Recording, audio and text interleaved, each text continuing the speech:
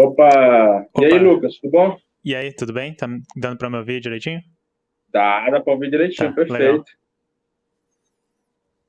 O Lucas hoje vai falar uma palestrinha sobre produção musical com softwares livres, um guia de sobrevivência. Então, acho que é interessante, né? Tendo em vista que as gravadoras cobram um pouco caro para poder fazer esse tipo de gravação. Então, acho que aí mostra, dá oportunidade para quem é músico aí conseguir alavancar um pouco sua carreira. Sim, foi um ano que todo mundo ficou preso em casa também, tentando fazer tudo com o que tinha à mão, então a comunidade cresceu muito. Exatamente. Lucas, vou te deixar à vontade aí, o palco é todo seu, boa palestra aí. Qualquer coisa, estamos Ok, por aqui. tranquilo. Opa, tá.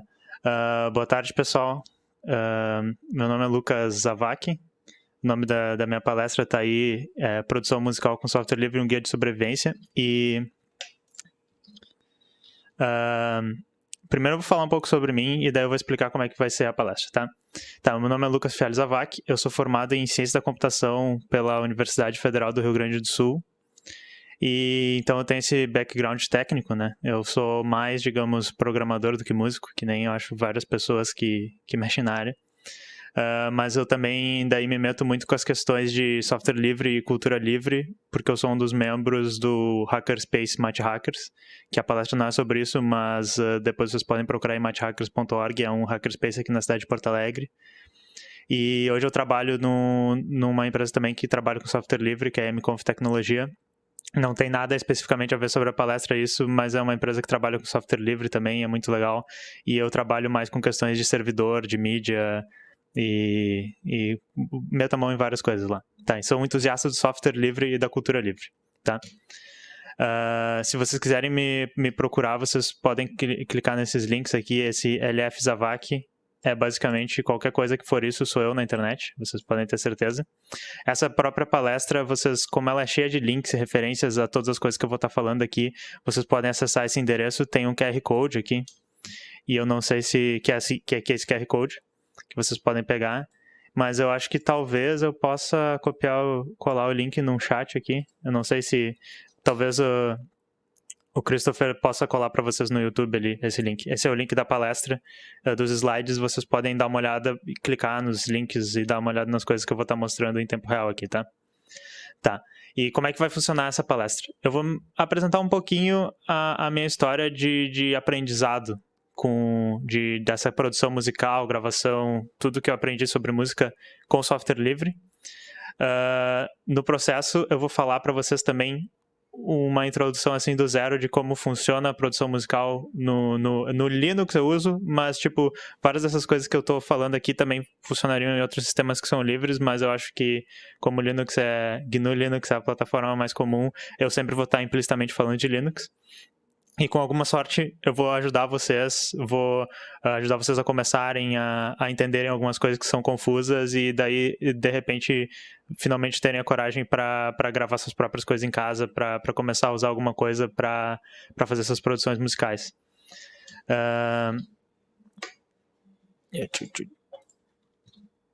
E daí, mas por que seria interessante, sabe? Tipo, deixa eu tentar me apresentar um pouco melhor, porque que eu tenho coisas interessantes para passar para vocês nesse assunto. Acho que o que é legal é que eu tenho um pouco da perspectiva técnica e um pouco da perspectiva criativa, porque, que nem eu disse, eu sou, por profissão, eu trabalho com tecnologia, mas eu gosto de música, eu gosto de vários tipos de coisas criativas. Eu canto numa banda, eu sei tocar um pouquinho de guitarra, eu sei teoria musical, então, tipo, eu tenho um pouco da perspectiva artística e um pouco da perspectiva técnica, e essas coisas são bem misturadas no Linux, embora algumas pessoas achem que isso é uma coisa ruim, mas é misturado. Eu gravei vários demos, músicas e projetos com software livre, que algumas coisas eu vou passar aqui para vocês, outras vocês podem achar nas minhas redes sociais e tal. Eu participo dessa comunidade fazendo música e falando sobre os softwares e conhecendo as pessoas há aproximadamente 10 anos. E eu me envolvo em vários projetos que tem a ver com software e cultura livre. E daí aqui é o único lugar que eu posso falar aquela última linha ali. Eu fui entrevistado pelo Libre Music Production. Na realidade, esse site nem existe mais. Mas na época ele era tipo uma revista de software livre e música. E daí, por causa de um site que eu fiz, que até eu vou citar ele depois, eles me fizeram uma entrevista, e esse é meio que o único lugar onde eu tô no meio de um monte de nerd de computação e pessoas de software livre, que eu posso dizer assim, olha só que legal essa entrevista que eu fiz, porque, sei lá, se eu chego pros meus pais, eles só gostariam de uma entrevista se ela fosse no SBT ou na Globo, sei lá. Então, enfim, esse é o lugar para eu brilhar. Eu tenho um canal do YouTube também que eu tô fazendo material que tem um pouco a ver com isso, e que eu botei o link ali no início da palestra, se vocês pegarem, vocês podem chegar. Tem aqui uns exemplos dos vídeos, tem uns que são tipo tutoriais para coisas que eu acho que são difíceis e eu vejo o pessoal da comunidade sempre perguntar. Então, por exemplo, tem esse aqui fazendo streaming de softwares de música com OBS, que é uma coisa que eu tenho feito muito. Tem um tutorial de uma produção do zero com hardware, tem uma coisa aqui que eu também fiz uma música do zero e tal. Então é uma coisa que eu tenho feito, que inclusive na outra vez que eu fiz essa palestra, uma versão antiga dela, eu perguntei pro pessoal, vocês acham que seria legal eu transformar algumas dessas coisas nos vídeos? E daí várias pessoas disseram que sim, e por isso que surgiu esse canal. E eu também tenho um canal que eu faço essas coisas ao vivo no Twitch, que também tá o link aí. Eu só deixei esse vídeo para vocês darem uma olhada, quem estiver olhando a apresentação, não vou passar ele aqui agora. E o último jabá sobre mim, que daí a gente vai cair na palestra, é que faz um dia ontem a minha banda lançou um álbum inteiro. É uma banda que eu canto, e nem tudo que tá aqui foi produzido com software livre. Isso aqui foi uma produção normal, que a gente gravou no estúdio, as coisas lá e tal, mas várias partes da pré-produção e sintetizadores dessas músicas a gente fez com software livre. Então, isso aqui não é super tangencial à palestra, mas eu tinha que fazer a promoção do meu negócio que foi lançado ontem, então tá aí um link. Beleza. Mas agora vamos cair de cabeça no tema da palestra. Isso aqui é uma pergunta muito interessante que as pessoas se fazem direto, porque na comunidade em si e as pessoas que são de fora também.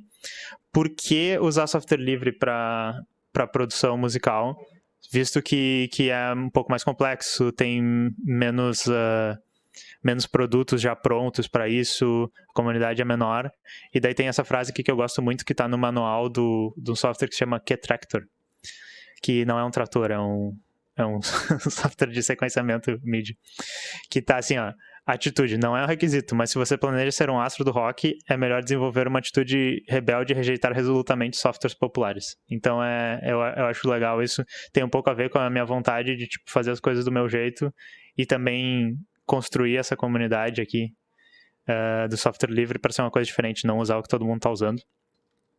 E, na real, tem uma coisa ainda sobre isso. E uma coisa que eu acho que é muito legal, que já conecta com o que o Christopher estava falando logo ali no início, quando ele introduziu a palestra. O software livre, para mim, é muito interessante, e eu aposto que para várias pessoas que estão assistindo isso, porque tu pode adaptar ele para realidades diferentes. Então, mesmo que os desenvolvedores originais desse software, eles tenham pensado, ok, esse software pode ser usado nesses ambientes específicos, ele serve para isso, ele não vai fazer as outras coisas. Como ele é aberto, como ele usa padrões abertos, como as pessoas podem fuçar nele, transformar em versões novas, estender ele, o software livre, ele se dá muito bem em situações em que a gente está em condições não ideais, e daí seria a situação de um país, por exemplo, como o Brasil, que agora a gente está com uma dificuldade imensa de acessar hardware por causa do preço do dólar. Sempre foi difícil, mas agora tá bem foda. Situação onde tu vai estar lidando com computadores mais antigos, ou tu vai estar lidando com coisas que não são assim a última tecnologia, e daí os fabricantes de produtos e coisas, eles não estão muito interessados nesse público, eles querem sempre estar lançando produto mais novo, que é incompatível com todo o resto e que funciona do jeito que eles querem. Então o software livre, ele abre um leque muito legal para um país que nem o Brasil, e tem muito a ver com a questão da criatividade também, tu fazer as coisas do teu jeito, se precisar hackear, se precisar fazer coisas novas é legal. Então isso é uma das coisas que me atrai um pouco nessa comunidade. E daí aqui eu falo um pouco sobre o status. Será que tá um pouco pequeno isso para palestra? Posso aumentar um pouquinho? Sobre o status do áudio no Linux. Que assim, isso aqui é a mesma coisa que eu coloquei quando eu fiz essa palestra. Eu fiz uma versão dessa palestra em 2018 no Fórum Internacional de Software Livre. É mais ou menos a mesma coisa do que naquela época. Na minha opinião, a situação da música no Linux, né, a produção musical não é perfeita, mas ela é muito boa, tá? A gente tem muitas coisas promissoras e que funcionam legal. A gente tem uma grande variedade de software que é livre e gratuito, que daí também, para um país que nem o Brasil, eu acho que é interessante, porque a gente, com o preço do dólar e com a dificuldade de acessar coisas, tu poder testar uma variedade grande de softwares que são gratuitos é muito legal. Ele tem uma infraestrutura moderna de software, assim, tanto de interconexão dos softwares, quanto se tu quiser criar coisas, que é o Jack e os sistemas de plugins LV2 e LADSPA. E tem coisas novas que estão sendo criadas aí, que eu não vou citar na palestra, mas tem sempre coisas novas que estão aparecendo. Tem uma comunidade muito legal, alinhada com esses ideais, que não é tão grande, mas ela está crescendo muito. E tem muito uso de padrões que são abertos e documentados nas coisas, que é bem legal, assim. Então, tipo, teus arquivos que funcionavam no software antigo provavelmente não vão deixar de funcionar no outro, todo mundo suporta tudo, tem essa preocupação da comunidade.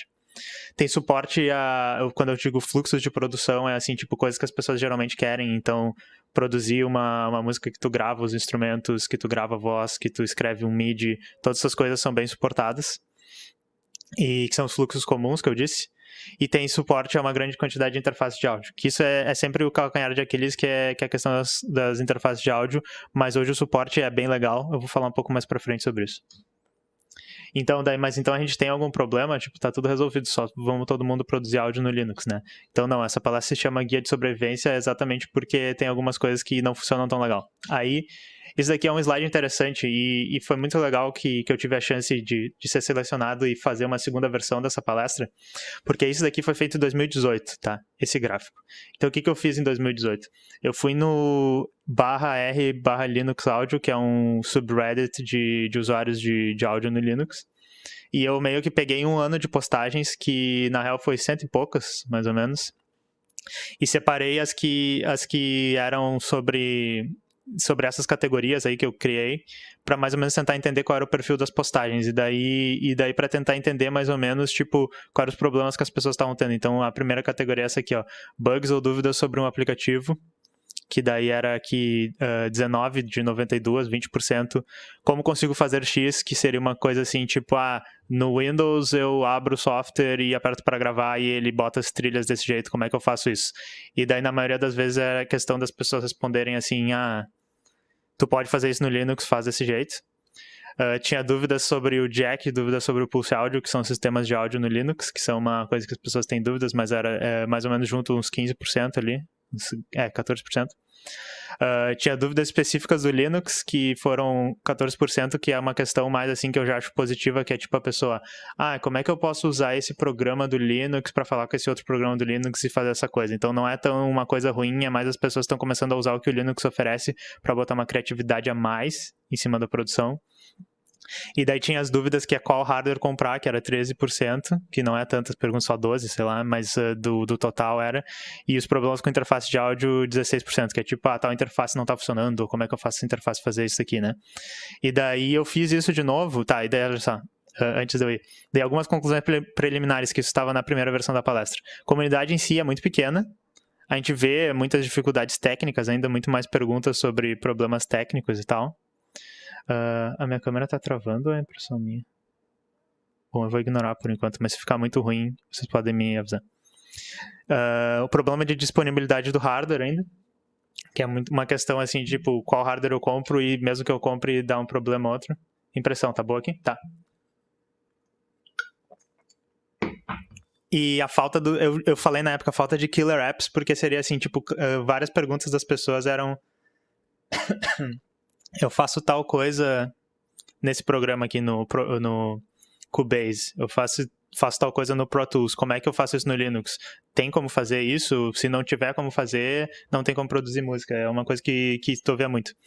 E daí a conclusão que eu chegava também era que a produção musical, no geral, é um assunto muito confuso, porque é como se fosse assim uma arte, sabe? Cada um tem a sua opinião do que é melhor, do que é pior, e daí às vezes as pessoas chegavam e diziam, isso aqui é uma merda, software livre não oferece o que eu preciso, e outras pessoas chegavam e diziam, não, na real, a minha criatividade é muito melhor com isso, então é isso que eu chegava à conclusão lá. Mas aí, o legal dessa palestra, eu fiz de novo, agora essa semana, isso foi tirado na segunda-feira, tá? Tá um pouco pequeno, mas eu vou ler pra vocês. Então eu fiz de novo, e daí a primeira coisa que a gente nota é que tinha muito mais posts. Eu fiz 200 postagens, eu tirei algumas coisas também, e que dava mais ou menos 3 meses. E daí eu fiz o cálculo no próximo slide, eu acho que é 8 e poucas vezes maior a comunidade se tu medir pelo número de interesse, né, que seriam as postagens. E daí a gente vê que os problemas, eles ainda continuam parecidos, mas olha só, tipo, ó, bugs ou dúvidas sobre um aplicativo é 19%, como fazer X, 19% também. Dúvidas sobre pulse audio jack é um pouco menor, o que me chamou bastante atenção, porque assim, eu conheço as dúvidas que o pessoal tem, eu fico no grupo lá falando com a comunidade e tal. Dá pra notar que algumas coisas com o tempo estão ficando resolvidas, sabe? Todos aqueles bugzinhos que aconteceram em vários hardwares, todos aqueles problemas comuns, as dúvidas estão aparecendo menos, assim. De 200 perguntas, já tinha muito menos aqui. Qual hardware comprar? Também, olha, 7,5%, se eu tô lendo certo isso. O problema de interface de áudio, 15%, eu acho que é igual a outra. E daí tem um outro pedação maior aqui que eu coloquei, que eu zoei um pouco, que é divulgação de músicas, projetos e outros. E eu achei interessante colocar isso agora porque dá pra ver que a comunidade cresceu e também cresceu a divulgação de coisas. Cresceu as coisas que o pessoal diz, olha, eu fiz isso com software livre, ou esse é um projeto que eu fiz e eu usei as músicas aqui e tal. Então, de novo, outro indício de que a comunidade cresceu. E tinha 2 perguntas ali que quase não aparecem, que era dúvidas sobre licenciamento e software livre, que daí parecia ser pessoas até que não são, assim, do background de quem é roots, assim, do software livre, que estavam interessados em entender como é que funcionava licenças, então eu achei interessante achar isso. E daí agora há mais algumas conclusões que são preliminares ainda, mas são sobre 2020, que é que a comunidade cresceu de uma maneira expressiva, 8,5 vezes mais posts, foi uma conta de padeiro que eu fiz ali. As dificuldades técnicas, elas persistem, mas elas mudaram um pouco, então eu vi que o perfil das coisas foi para umas coisas um pouquinho mais avançadas, e o Linux, a gente sempre tem uns probleminhas a mais, dependendo, mas essas coisas mudaram, também interessantes. A disponibilidade de hardware ainda é um problema, e daí, principalmente aqui no Brasil, a gente vai falar um pouquinho depois sobre isso. Mas tem uma maior variedade de programas e tudo disponíveis versus aquela época que eu vi o pessoal falando, não dá, se eu não conseguir fazer alguma coisa aqui, eu não consigo gravar, não sei o quê. E eu sinto também que tem alguns programas que estão mais estabelecidos, a gente vai falar sobre aqui, tem alguns programas que são tão bons que eles estão virando aquela coisa assim, e tipo, recomenda fazer desse jeito, recomenda usar assim, que isso aqui é o canal, é assim que funciona a gravação. Então isso também é legal, eu acho, para a comunidade, porque tu tem como se fosse um caminho mais fácil para a pessoa começar e andar, que é legal. E daí a última conclusão ainda é igual, que ainda é um assunto confuso e controverso, mas isso é uma constante, eu acho. E daí agora eu vou começar a falar sobre uma coisa que eu acho que é confusa e controversa, e que eu sempre gosto de falar, talvez eu tire eventualmente essa parte da palestra, porque, que nem eu disse, essas coisas estão ficando mais fáceis. Mas tem um problema muito grande que as pessoas criticam. Nossa, o áudio do Linux é uma bagunça, é tudo desorganizado, não dá para entender como é que se estrutura. Então eu vou mostrar para vocês evidências disso, que é de uma maneira meio de piada, e eu vou tentar explicar para vocês de uma maneira que para mim me ajudou a entender, para eu nunca mais me preocupar com isso, tá? Então esse aqui é um diagrama explicando como é que funciona o áudio do Linux. Esses são todos subsistemas, fácil de compreender, né? Tem aqui um outro que talvez seja mais fácil para vocês entenderem. Acho que é tranquilo esse, né? Só que é um triângulo. Tem esse aqui também. Não, agora ficou tudo muito claro. A gente tem esse aqui também. Ops, não, tá. A gente tem esse, é um desenho e tal. A gente tem esse aqui que eu gosto porque ele mostra que aqui à direita nós temos o sistema do Windows e aqui o sistema do Linux. E como pode ver, tem menos caixas no do Linux, então na realidade o do Windows é mais confuso. E a gente tem esse aqui que não é tão ruim, mas tipo, eu gosto porque a pessoa também conseguiu fazer ele bem condensado e botar o máximo de nomes que... Mas então assim, desculpa, isso foi só uma piada. Apaguem isso da cache, parem de pensar nesses diagramas, porque às vezes... E por que eu boto isso aqui, tá? Às vezes as pessoas, caem num post de blog e ficam tentando entender. Como é que os componentes falam entre si, o que eu preciso instalar, o que não funciona, não sei o quê. E esqueçam isso, eu mostrei isso para vocês esquecerem, talvez vocês tivessem uma impressão errada disso. O que eu proponho falar para vocês hoje em 2020, e talvez no futuro fique mais fácil ainda, mas o que eu proponho falar para vocês é assim, ó. A gente pode começar pelos dois lados desse diagrama, tá? Mas a gente vai ter vamos começar pela parte do hardware, tá? Então, a tua placa de áudio, teu hardware de áudio, ele tem que estar instalado no teu computador. Se for um desktop, ele tem uma placa lá que está grudada na placa-mãe, por exemplo, provavelmente, que nem teu laptop vai ter uma placa de áudio que está grudada, que ela vai ter um nome, vai ser Intel alguma coisa, vai ser não sei o quê. Essa placa vai se comunicar com os sistemas de áudio. Se tu estiver fazendo gravação profissional, provavelmente tu vai comprar uma placa USB ou Firewire ou uma que tu pluga lá dentro, uma placa dedicada, e daí ela vai aparecer também como um outro software para ti, e daí tu vai falar com ele. E daí tem uma coisa, a princípio, no sistema normal Linux que interfaceia com o hardware, que é o Pulse Audio, que é o sistema de áudio que agora está instalado na maioria das distribuições. Eu uso aqui Linux Mint, mas eu acredito, e eu espero que não esteja falando nenhuma bobagem, Ubuntu usa Pulse Audio, Fedora usa Pulse Audio, Arc, eu acho que tu pode instalar os outros se tu quiser, mas Arc usa. Então todo mundo usou isso, né? E todos os programas normais usam Pulse Audio para interfacear com o teu hardware. Então os teus tocadores de música, o teu navegador web, os teus joguinhos, tudo isso vai usar. E daí tem um outro sistema de áudio separado, que mais tarde eu vou explicar por que a gente precisa de um outro sistema de áudio, que se chama Jack, que é o sistema do áudio profissional.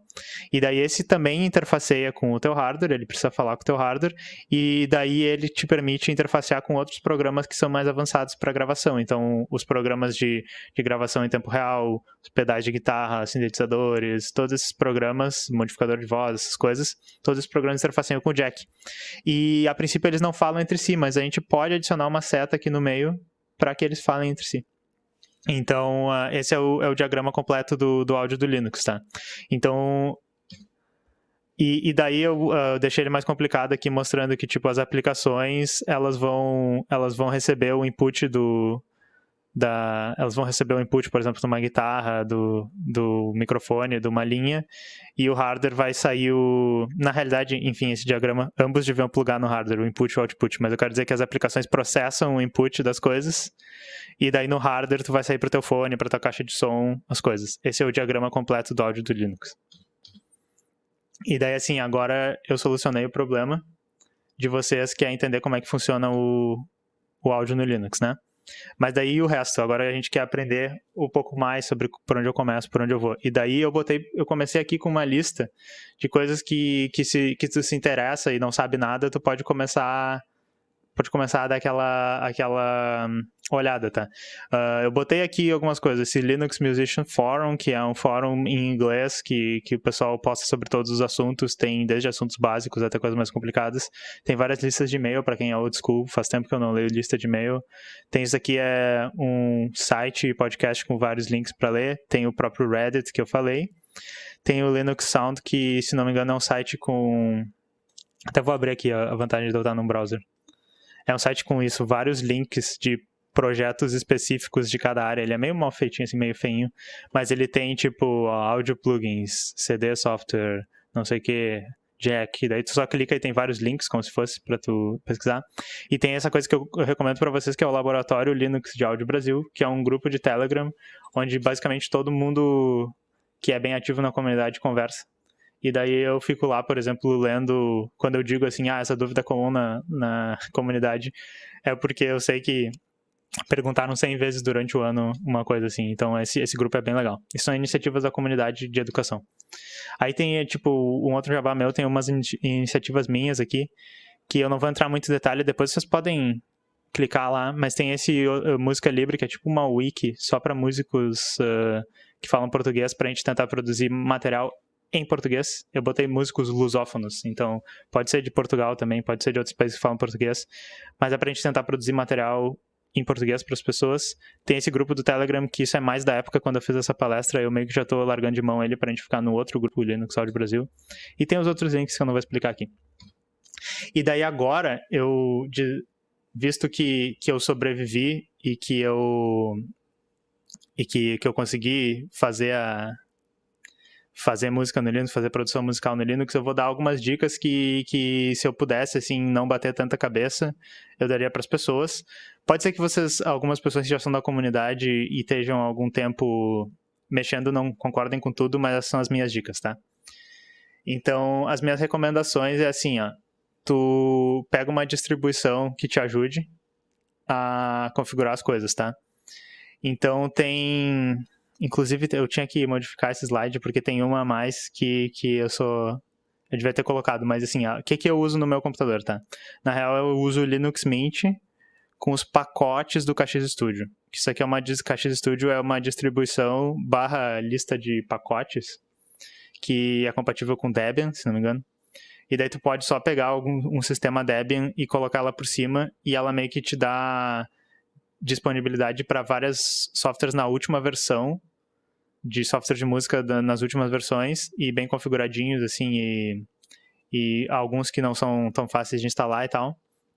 Mais alguns projetos específicos do KX Studio, que eles provavelmente já estão em outras distribuições agora, mas fazendo um parênteses maior ainda para o KX Studio, assim, isso, quando esse projeto apareceu, e eu já estava mexendo há um tempinho com música, foi muito legal, porque o programador que fez isso é Felipe Coelho, é um cara de Portugal, acho que sim, e hoje isso, e ele criou basicamente umas coisas que estavam faltando, assim. Ele criou uns softwares que eram meio que a cola para várias coisas que estavam faltando no Linux. Então ele criou uma coisa que te ajuda a configurar o sistema de áudio profissional, que eu vou citar depois. Ele criou um programa que te ajuda a colocar vários plugins juntos um no outro e criar as coisas. E isso tudo ajudou muito a minha vida. Então eu uso esse, ele é um sistema legal para configurado. Tem um muito popular, que é o Ubuntu Studio, que ele já vem com várias coisas pré-instaladas e pré-configuradas. Pessoalmente, eu não uso ele, mas muita gente gosta, e eles lançaram, inclusive, tipo um livro, como se fosse assim, que é como se fosse um manual, mais explicação de várias coisas faz um tempo, e talvez seja legal. Tem o AV Linux também, e tem um outro que eu devia ter botado, deixa eu botar aqui, Shiva Linux, que é feito pelo pessoal que é feito pelo pessoal do... Tá, não vou botar agora, mas depois eu consigo o link pra vocês, eu atualizo na palestra, que é feito pelo pessoal que tá lá no grupo do Linux Audio Lab. E daí a segunda questão, Debian estável, se usar no testing, você vai ter surpresas desagradáveis. Valeu, Luciano. Eu não testei no Debian, mas... Luciano é outro membro da comunidade que tá sempre postando coisas lá. Deixa eu ver uma coisa. Tá. Eu posso ler o chat ali, agora eu vi. E daí tem a questão do hardware, tá? Como eu mostrei pra vocês, tipo, pelo menos aqui uns 20% ainda em 2020, pessoas perguntando qual hardware eu deveria comprar, ou tipo, eu comprei tal hardware e não funciona tal coisa direito, ou isso aqui tá mal. E daí eu coloquei aqui alguns links pra vocês que vocês podem pesquisar antes o nome do hardware que vocês estão em dúvida, se vocês compram ou não, vocês viram lá em promoção, eu tenho um amigo que eu vou vender isso aqui, tá usado, daí pega o número do modelo, dá uma procurada nesses sites, e tem uma coisa legal que eu vou abrir aqui, que é essa lista que a gente estava fazendo, não está super completa, a gente está fazendo na nossa wiki lá do Música Livre, que é um projeto que eu disse lá da Wiki. Então, tem algumas coisas aqui que a gente só coloca o nome do hardware, diz se ele funciona, se tem algum problema, tem uma foto de uma configuração válida. E tem alguns que estão só, tipo, todos funcionam, a gente só fez. Isso aqui foi contribuído pelo Alexandre Magno, que é um membro do grupo lá também. Basicamente, isso é uma coisa que eu tô tentando falar com o pessoal brasileiro, que é dos grupos, pra gente tentar juntar o máximo de informação sobre os que a gente tem, porque é interessante a gente juntar, assim, versão Brasil dessa lista, porque não adianta tu saber... olha só, todos esses super caros e que só estão disponíveis facilmente na Europa ou nos Estados Unidos, esses funcionam bem com o Linux. Então era legal fazer uma lista dos que a gente consegue pegar fácil aqui no Brasil, que são baratos, que são fáceis de encontrar, né? E alguns dos que estão aqui são isso aqui pra mim. Alguns eu coloquei, algumas outras pessoas colocaram, e daí tem isso aqui. Então vocês podem dar uma consultada nessa lista e também perguntar nos grupos. É a pergunta que a gente mais gosta de falar. Então é isso, a recomendação é isso. Antes de sair comprando coisas, antes de sair usando, dá uma pesquisada no hardware que tu tá querendo comprar. Essa recomendação aqui é mais filosófica, entendeu? Adapte-se, mas saiba quando adaptar. E daí tem um insira texto aqui que é uma piada, porque tipo assim, digamos que eu esqueci do texto do slide, eu vou ter que me adaptar, entendeu? E daí, por que essa dica? Porque assim, muitas das dúvidas das pessoas, eu vejo que isso mudou de 2018 pra cá, é uma coisa do tipo assim, eu só consigo gravar se o software fizer a coisa desse jeito específico. Se a pista não aparecer desse jeito, eu não consigo me encontrar. Ou se tal coisa não for assim, é impossível gravar. E daí eu tô pedindo assim, se tu quer gravar no Linux, se tu quer produzir, se tu quer fazer as coisas, se dê o tempo de aprender como as coisas funcionam, abra a mente para saber que, tipo, tem alguns métodos que vão funcionar melhor ou pior, tá? E se der o tempo de estudar e tentar achar um fluxo diferente, porque não é assim, tu não vai abrir, não vai ser igual ao Mac ou não vai ser igual ao Windows e tu vai usar tudo exatamente igual. Vai ter uma coisa diferente, mas tem muita coisa que é livre, que é open source, que é gratuita, que é totalmente compatível, assim, em espírito com tudo, mas não é a mesma interface. Isso é a mesma coisa que você pode dizer para usuários que estão migrando de um para outro. Mas parece que, às vezes, o pessoal do criativo é mais, assim, chato, sabe? Eles, tipo, não precisa. Então, se adapte, mas daí também, ao mesmo tempo, tu tá dentro do Linux. E esse saiba quando adaptar é assim, tipo, tu tá dentro do Linux e tá no software livre. Esses softwares, eles são adaptáveis por natureza, tem várias opções, tem coisas diferentes. Então, não achou o que tu precisa? De repente vale a pena tu tentar cavar um pouquinho mais e tentar fazer uma coisa técnica e descobrir. E daí, claro, várias pessoas dizem, mas não quero ficar perdendo todo o meu tempo configurando softwares e fazendo aqui, mas tem quem goste. E te permite fazer coisas criativas super legais. Por exemplo, nas minhas lives, eu misturo todo tipo de software com OBS e com produção musical e tal. Então, eu tô adaptando coisas que eu tenho certeza que seriam impossíveis de fazer no Windows ou no Mac, que são coisas que são um pouquinho mais fechadas, que são coisas que são um pouquinho mais não tão plugáveis entre si. Então, tipo, a criatividade também rola solta se tu quiser adaptar. Então, essa é a minha dica filosófica. E daí, um pouco nessa outra dica é assim, aproveita que tu tá nesse lugar diferente e que tu não tem limitação de, tipo, ter que comprar o software ou piratear. Assim, né, eu não gosto da questão da pirataria exatamente porque eu prefiro que se tu vai usar, tu use uma coisa livre, né? Eu não tô nem até condenando as pessoas que, tipo, não, mas é que não vou pagar $1.000 no produto. Beleza, mas eu sou contra a pirataria porque eu sou mais um evangelista do software livre, né? Então essa coisa, já que tu pode experimentar todos os softwares, porque tem coisas livres a full, já que tu tem todas as interfaces diferentes, usa isso para aumentar a tua criatividade. E eu acho que isso é uma coisa que diferencia um pouco as coisas produzidas pela comunidade e que os usuários fazem, é que a gente tem a gente sai coisas diferentes, entendeu? A mídia da composição no software livre, ela é dada a projetos diferentes do que sairia se fosse uma plataforma proprietária. Então essa é a minha dica. E também, se não conseguir, beleza, talvez não seja para ti o mundo do software livre, mas é uma comunidade muito legal, muito criativa. Essa é a minha última dica aqui. Mas ainda tem mais palestra. Aí tem essa dica aqui, tá. Mas por onde eu posso começar, então, a aprender? Porque aqui eu basicamente só dei um monte de recursos para vocês, né? Só dei uma inspiração. Mas por onde a gente vai começar? Me disseram que esse slide parece uma coisa meio coach.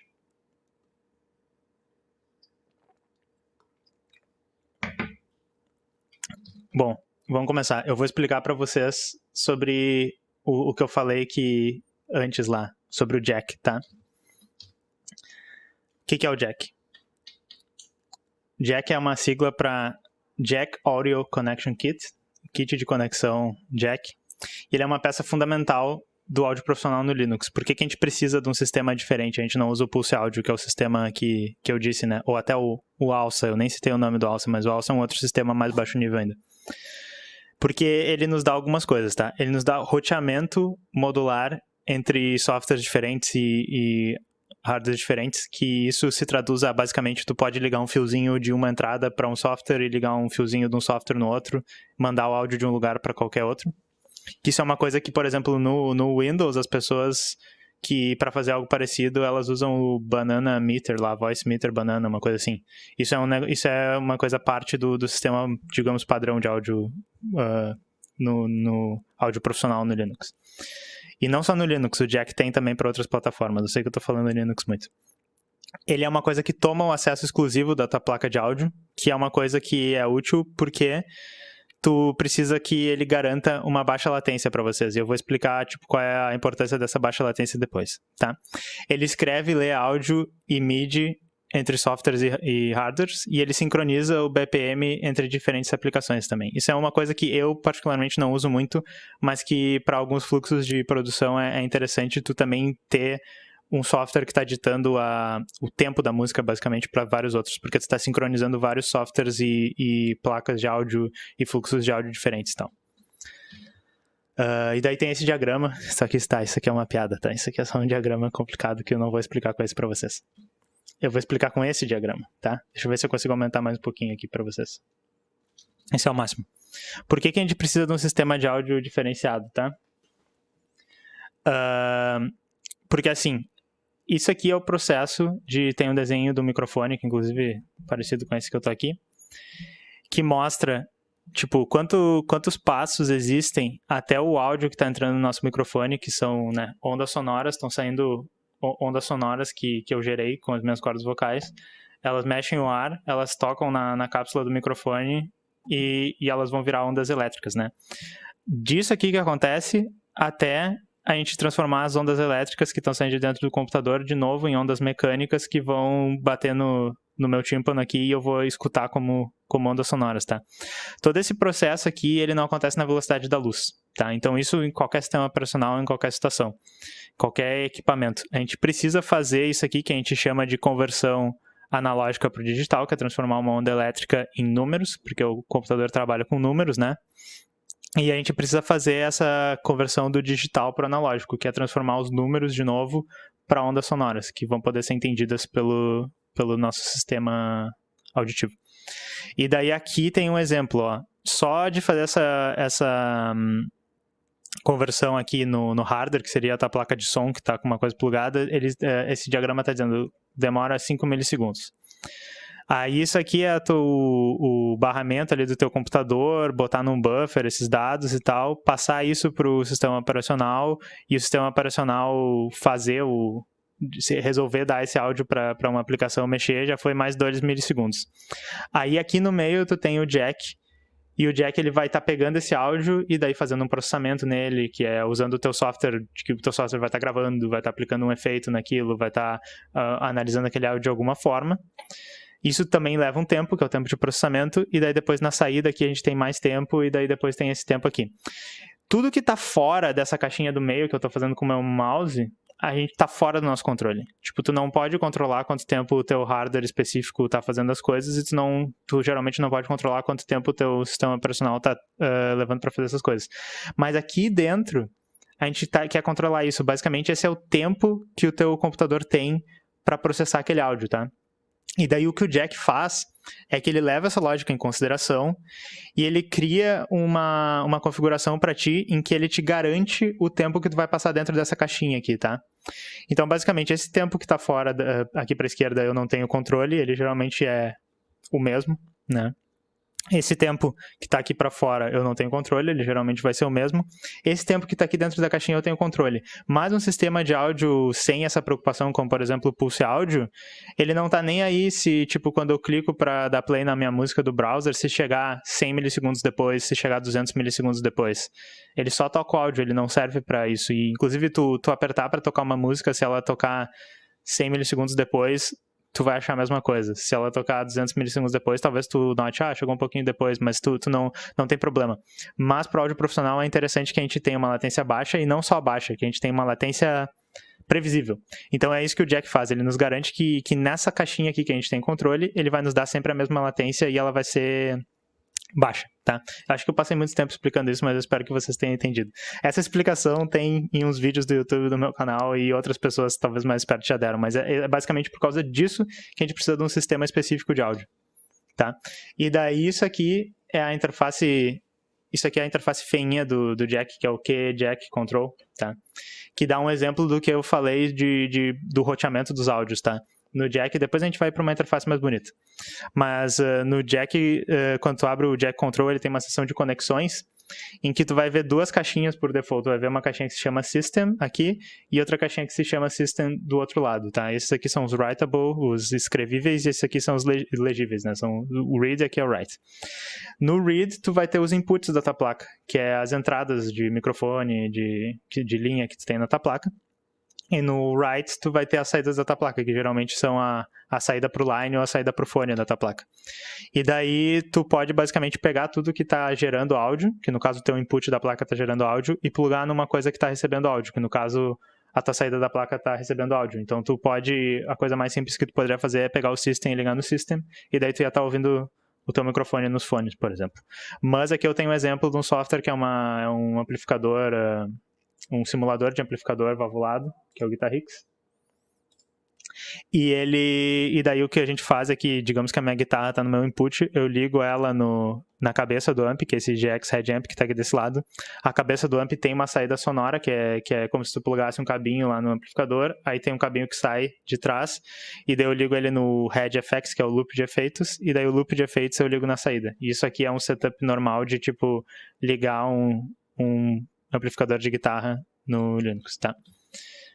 E daí que tem um exemplo que é só para mostrar como fica confusa essa interface, que deixa eu tentar explicar o que está acontecendo aqui. Eu estou ligando isso aqui no amplificador, daí o amplificador no loop de efeitos, daí o loop de efeitos eu estou ligando... Ih, sei lá, eu me perdi. Mas enfim, vocês estão vendo que, tipo, quando tem muitas caixinhas, esses fiozinhos aqui ficam feios. Aí tem, só para dar a dica, tem umas outras interfaces que agem com 2D um pouquinho maior, e daí tem aqui o primeiro exemplo, posto no Katia, que é um programa do KX Studio que liga com caixinhas assim um pouquinho mais 2D. E aqui tem um exemplo mais complicado, que não é exatamente o mesmo exemplo lá, mas eu tenho a guitarra ligada num amplificador que está saindo, e eu tenho um tecladinho MIDI ligado num sintetizador que está ligado num delay que está saindo. E daí isso aqui fica um pouquinho mais... Tu consegue imaginar que isso são tipo quadradinhos na tua mesa que tu está plugando um no outro, né? Essa aqui é a interface. Mas isso também não é a única maneira de trabalhar com áudio no Linux. Não é, por exemplo, a maneira que eu acho que a maioria das pessoas trabalham. Mas eu só estou mostrando aqui para vocês.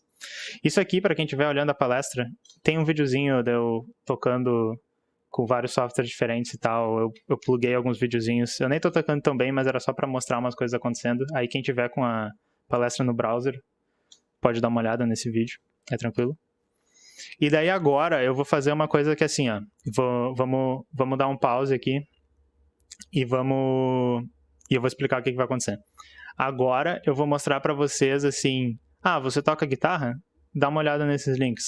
Você tem um tecladinho aí? Dá uma olhada nesses links. Então é uma parte mais assim recomendativa das coisas, que é tipo, que se eu estivesse começando, por exemplo, eu ia gostar de várias coisas para dar uma olhada. Por isso que eu dei o link da palestra para vocês também, porque daí vocês podem abrir e explorar esses links. E daí já aproveitem esse tempo, porque depois eu tenho mais uma conclusãozinha no final, mas já aproveitem esse tempo para, se vocês tiverem perguntas, ou se quiserem saber alguma coisa, vão passando isso, porque eu sei que tipo, essa palestra, na realidade, ela é muito introdutória, ela é só para dar um caminho para vocês, então vão passando as perguntas aí, podem ir fazendo, e daí eu vou ter um tempinho no final para responder. Tá, então vamos continuar aqui, tá? E daí que eu tô mostrando pra vocês. Vamos de novo aumentar essas coisas aqui pra vocês poderem ler. Tá, se tu toca guitarra e baixa... e só outra coisa, tá? Eu tô mostrando opções que são software livre aqui, tá? Tem opções que são proprietárias e nativas do Linux, que inclusive é uma coisa que tinha pouco e tem cada vez mais, e é bem legal. Eu não fiz uma lista disso aqui na palestra, mas até é um projeto que eu posso chamar o pessoal da comunidade, eu estava a fim de fazer, da gente fazer uma lista das coisas boas que tem proprietárias e que são pagas e tal, mas que de repente vale a pena se tu quer produzir. Mas aqui nessas recomendações estou botando só coisas abertas, tá? Então tem um dos meus softwares favoritos, que é o Guitarix. Se vocês derem uma olhada nas minhas lives e em alguns vídeos no canal, eu uso ele um pouco.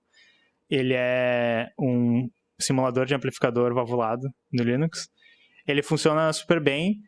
O único problema que eu diria que é o problema de várias coisas de software livre é que ele falta, digamos assim, ter um monte de coisa mais pronta, mais mastigada para ti, para que tu sente, plugue a guitarra e daí já sai e o som tá super legal. Isso é uma coisa que falta um pouco no Guitarix. Que claramente tu vê os competidores que são pagos ou as coisas dos outros sistemas que o negócio já sai voando assim no início. O Guitarix tu tem que aprender, estudar um pouco, ligar as coisas até fazer um som bem maneiro. Mas é um projeto muito legal. Tem o HackaHack, que é um projeto parecido, que é muito mais focado em efeitos e tal. E que também é legal. Eu tenho esse afinador que é legal, que é o Jax Tuner, que eu tenho sempre ele aberto, que eu só plugo a guitarra na placa e afino. E tem o Tux Guitar, que é um clone. Essa é uma coisa que mais eu gosto, não sei quantas outras pessoas são fãs do Tux Guitar, mas é um software que é clone do Guitar Pro. E daí, como eu gosto de escrever tablaturas nesse estilo, eu gosto muito do Tux Guitar. E a maioria das partes do Guitarrix e do HackerHack, elas estão disponíveis como plugins separados. Então, se vocês estiverem quiserem usar como plugins, como parte dos outros softwares, vocês podem pegar uma distorçãozinha aqui, um delayzinho aqui. Ele tem, sei lá, uns 200 e poucos plugins que fazem parte desse projeto, são bem legais. Bateria tem 2 softwares que são bem legais, abertos, né? Que é o Hydrogen, que é um sequenciador de bateria que tem muitas bibliotecas gratuitas que são legal dele. E tem o Drangismo, que ele é um simulador de bateria acústica. Então, ele usa bibliotecas de samples pesadonas, assim, gravadas das baterias, e ele faz uma simulação de sala para que tu possa fazer uma mixagem parecendo uma bateria de verdade, assim, tirar uns sons mais realísticos. O Drangismo tira uns sons trimaneiros, eu não sou muito bom de mexer nele. O Hydrogen tira uns sons menos maneiros, mas é fácil de mexer. E também eu botei SoundFounds, que são bibliotecas sonoras com sons de bateria, que tem várias. E tem outro projeto que não é livre, mas que eu pago pau, que é o MK Power Drum, alguma coisa. Isso vai para a lista dos softwares proprietários, que ele é basicamente quase gratuito, ele só pede uma doação se tu quiser que ele tenha todas as funcionalidades, que faz um som de bateria bem legal. Acho que eu vou responder o Eduardo agora. É possível gravar com 2 dispositivos USB ao mesmo tempo utilizando o Ardor, por exemplo, um dispositivo de 4 canais, 2 canais, somando 6 canais de gravação ao mesmo tempo?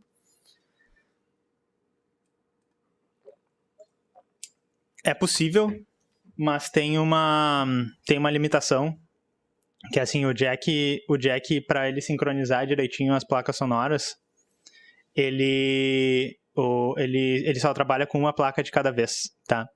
Então, na realidade, se tu quiser, por exemplo, gravar a mesma sala, tu está gravando 6 microfones que estão na mesma sala, eles estão usando 2 interfaces diferentes, eles vão chegar, digamos, com sample rate diferente, com clock diferente, e daí se tu estava esperando que ele não tivesse problemas de fase, das ondas estarem na mesma fase, essas coisas, vai chegar, tipo, ele não tem mais garantia nenhuma. Então, e é meio uma gambiarra fazer isso, assim, e basicamente o que o pessoal do Ardor e do Jack fala é que esse uso não é um uso suportado, porque para suportar isso, tu teria que perder várias garantias de latência e outras coisas e tal. Então, tipo, dá para fazer, o que eu tô dizendo, dá para fazer, depende do teu nível de chatice que tu tem do resultado final, porque pode ter alguns probleminhas ali. Mas isso é o tipo de coisa que tu pode perguntar no grupo, que eu sei que tem os links que o pessoal explica como faz isso, tá? E daí aqui tem uma sessão... legal, e a pergunta é tirada, valeu pelo pessoal que tá administrando aí. A questão de orquestração / outros instrumentos, e daí eu coloquei aqui sintetizadores, que o ZinAd SubFX, ele é o meu sintetizador favorito, aberto, e mesmo que fosse os fechados, eu não sou super dos sintetizadores, mas esse software é muito bom, tem muitos presets que soam muito bem, e é muito fácil de modificar, juntar sons para fazer coisas novas. Então, que nem eu disse, vários dos sons que estão no álbum da minha banda, que eu sugeri ali no início, as texturas e os sintetizadores de trás e tal, foram todos feitos no Zin. Tem o Alsa Modular Synth, que é um legal, que tem várias coisas legais. Tem o Bristol, que é um projeto muito legal, que ele faz uma emulação de vários sintetizadores antigos, diferentes, é muito legal. Linux Sampler, que serve para tu carregar bibliotecas sonoras, que tem várias na internet, e tem em alguns lugares da palestra, tem sites que vocês podem achar isso aqui. E o QSynth também, que carrega esse tipo de bibliotecas sonoras, que daí vocês vão ter bibliotecas de orquestração e tal. Deixa eu ver como é que eu tô de tempo. Tá legal. E daí como eu tô no browser, tem esse site aqui que é o linuxsynths.com, que eu recomendo, se vocês gostam de sintetizador, vocês podem dar uma olhada, porque esse site, ele meio que tem uma paginazinha específica, deixa eu ver se eu mostro aqui pra vocês, Calf Monosynth. Esse é um outro que eu acho bem maneiro, é um sintetizador monofônico, e daí tem vários exemplos do som dele aqui e tal. Eu não vou... Deixa eu só fazer uma coisa aqui, ver se eu consigo... ver se sai o som pra vocês aqui.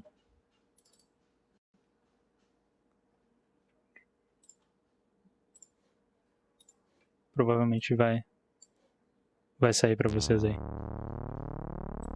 Me confirmem se tá saindo no chat. Sim, tá. Deixa eu ver se eu pego um exemplo mais bonitinho.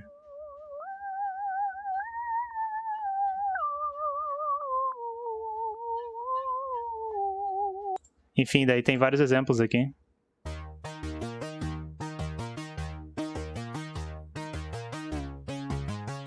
E daí, tipo, quem gosta desse tipo de coisa, dá pra explorar aqui e achar uns sons que gosta, sabe? Tipo, deixa eu ver se eu dar um outro exemplo de algum... Acho que esse aqui tem uns sons muito maneiros, esse, por exemplo. Não sei se é específico, mas... Tá demorando muito pra carregar. Enfim, esse site é muito legal. E daí ele explica como é que o sintetizador funciona, blá blá blá. Isso tudo aqui é software livre, entendeu? Inclusive, às vezes ó, tem os presets que o cara criou, porque esse cara é muito doidinho nos sintetizadores. Daí ele tem dos sons que tá aqui no site e tal. Então isso aqui é um exemplo, de novo, da comunidade sendo demais. E num site que, se vocês curtem isso, mostra tudo que é software livre aí pra vocês. E daí isso aqui é uma coisa que, tipo, a palestra não falou sobre isso, mas na realidade a gente poderia falar horas e horas sobre esse tipo de software aqui. Que isso aqui é o que eu acho que o pessoal da produção profissional mesmo quer, que é o Digital Audio Workstation, que é um programa em que tu junta tudo, que tu junta basicamente gravação em trilha, com MIDI, com plugins em tempo real, e daí tu pode ter uma interface inteira, um software inteiro para produção. Tu só pluga as coisas e vai montando as tuas pistas e tal. Então, aqui isso seria similar ao Pro Tools, seria similar ao Reaper, que é um outro que... O Reaper também tem uma versão para Linux, inclusive, se o pessoal não sabe. E daí eu botei alguns livros aqui. O Ardor, na realidade, deveria ser o primeiro. É o que, basicamente, eu só uso ele hoje. Ele é muito bom, ele é um dos projetos mais, digamos, avançados do software livre. Eu diria que ele compete até com as outras alternativas que são proprietárias e pagas, e ele funciona muito bem, e ele integra todas essas coisas que eu estou falando para vocês dentro de um software. Mas também tem outros, tem um LMMS, que é maneirinho, que ele é para ser... Ele é tipo o mesmo paradigma do Fruit Loops. E daí tem o Key Tractor também, que eu comecei a usar ele uma época que ele é mais focado no MIDI e no sequenciamento do que o Ardor. Então, se vocês são mais do MIDI, dos tecladinhos e tal, o Key Tractor talvez seja legal. Tem o Muse e o Rose Garden, que eu não entendo muito, mas várias pessoas usam. Enfim, isso aqui são alguns exemplos de Digital Audio Workstation. E daí isso aqui não estava na última palestra, tá? Mas eu não vou entrar em muitos detalhes sobre isso, mas é uma área... que eu tô começando a me interessar mais, que é tipo, ok, muitas pessoas ainda querem os softwares que eles estão rodando de produção musical do Windows, né? Que são os lendários VSTs. O pessoal chama tudo que tem plugin, que é plugin no Windows de VST. E tem como rodar eles no Linux, tá? Que é basicamente... Porque os VSTs em si são pedaços bem simples de software. Eles são só... Entra sonzinho que é números... sai sonzinho que é números. Então não tem muitas dificuldades a princípio de rodar eles no teu sistema operacional livre. Tu só precisa ter como se fosse um wrapper em volta, né? Um wrap, esqueci o nome, algo que enrola ele ali e faz ele achar que ele está dentro do Windows. Então geralmente esses wrappers usam o Wine, né? Que é o projeto que faz um wrapper das chamadas do Windows para que os softwares achem que estão rodando dentro do Windows quando estão rodando em outro sistema. E daí tem esse projeto LeanVST, que basicamente tu pega um VST do Windows e transforma ele num VST do Linux, tu transforma ele num arquivo de Linux, que daí tu coloca na pastinha, teu software acha. Esse eu já usei e funciona legal, assim, geralmente... A performance não é exatamente igual no Windows, eles usam um pouquinho mais de memória, às vezes tem um bug ou outro, mas se tu precisa de algum software ou outro que tu não acha, é uma alternativa. E esse YaBridge, que parece ser muito maneiro, que eu tô pra estudar ele, que eu meio que descobri quando eu tava montando a palestra, que é tipo uma versão mais nova disso. E também o Carla, que é um software do Caxias Studio, ele tem uma maneira de botar isso. Então tem maneiras de rodar. E isso aqui é uma coisa mais, fica pra, se vocês me chamem lá no grupo depois, perguntar como é que funciona isso, porque é um pouquinho mais avançado. E daí a minha conclusão, assim, tipo, eu já falei parte da conclusão durante toda a palestra, mas o negócio é que, assim, todo esse tempo, eu nem sei se eu falei muito sobre a minha trajetória, eu corri um pouco aqui, mas todo esse tempo que eu tô usando, que faz quase 10 anos, eu na realidade não era muito produtor musical, eu era mais o cara técnico que estava querendo fazer as coisas criativas. Então uma coisa que eu acho que me ajudou muito foi eu me libertar dessa visão de que, tipo assim, se eu não tiver esse plugin específico que eu já usava, não tem como fazer as coisas funcionar no Linux, porque essa mentalidade é meio ruim. Mas se tu quiser, tipo, ser criativo, só usar coisas livres, descobrir tudo que a comunidade tem pra te mostrar, é muito legal trabalhar com produção musical. Dá pra fazer coisas que rivalizam com o nível de produção do que tá saindo hoje. Tipo, provavelmente tu não vai estar nas últimas tendências da indústria. Hoje tem, tipo, coisas que usam inteligência artificial e tal, blá, blá, blá. Isso vocês não vão ter lá.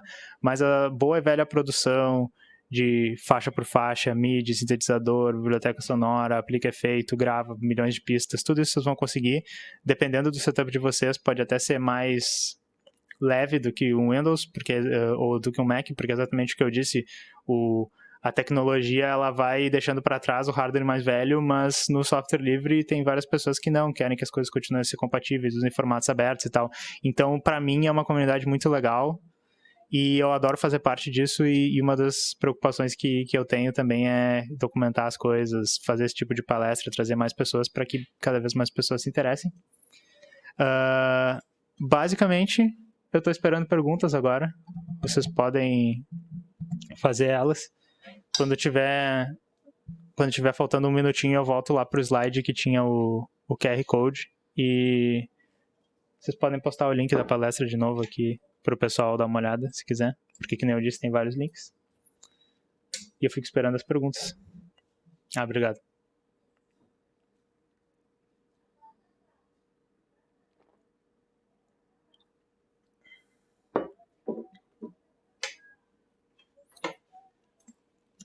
Deixa eu voltar aqui enquanto vocês vão fazendo as perguntas.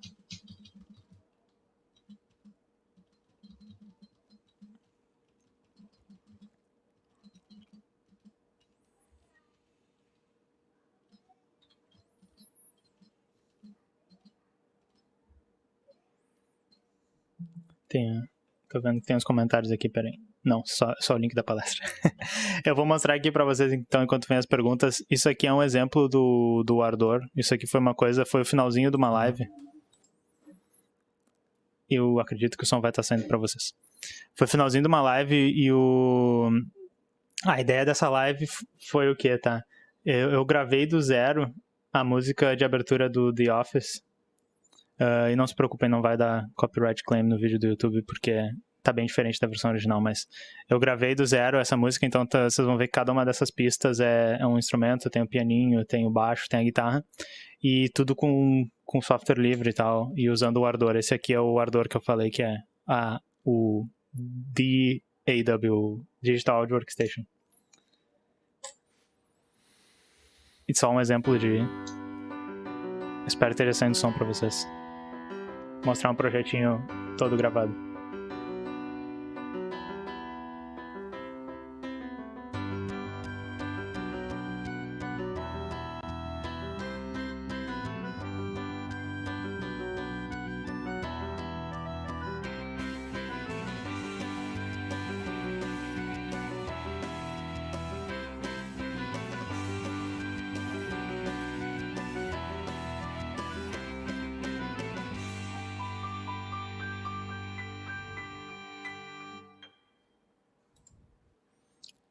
Sim, daí isso aqui é um exemplo do que faz. Deixa eu ver aqui, o Jackson falou: parabéns pela forma, falando como deve se pensar, que defende o GNU Linux. O povo tem que olhar igual a você para aproveitar o bom do nosso pinguim. Exatamente. Então, deem uma olhada no... Eu ia dizer aqui, se vocês quiserem conversar, a maneira mais fácil de conversar, tem muito slide na palestra, é no Laboratório Linux Audio Brasil. Deixa eu ver se esse link aqui, vou colar ele no private chat também. Esse link aqui, vocês vão ir direto para o grupo do Telegram.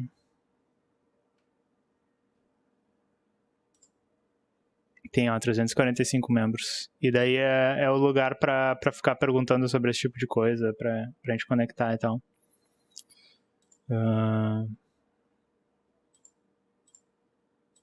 E daí eu fico esperando mais perguntas. Obrigado por todos que assistiram também.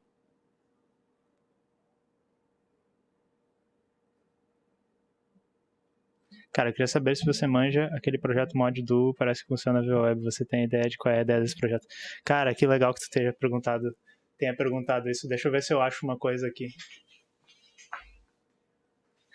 Eu não vou buscar ele agora, mas eu tenho o mod do... eu comprei do Kickstarter deles no início. E... onde é que eu botei essa porcaria? Ele acho que ele tá ali no canto. Eu manjo do projeto, cara, é super legal. O mod Duo, inclusive, é uma coisa que eu sempre citava nas palestras, que, assim, é uma das coisas que mostra como o software livre tem um potencial absurdamente legal. Que ele é basicamente um hardware que é uma pedaleira de guitarra aberta. Então, eles só fizeram um projeto de hardware que é baseado num processador ARM. Fizeram os inputs de entrada e saída, os jacks de guitarra de entrada e saída, tem um visorzinho LCD legal, e daí ele roda um Linux ali dentro, e ele pode se aproveitar de todos os softwares que já estão prontos. Talvez meu tempo esteja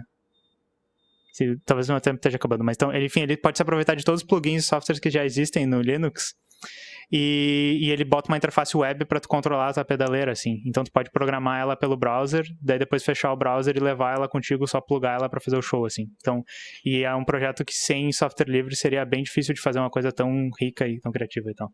Acabou, tá. Valeu, pessoal. Um abraço. Lucas, brigadão, tá?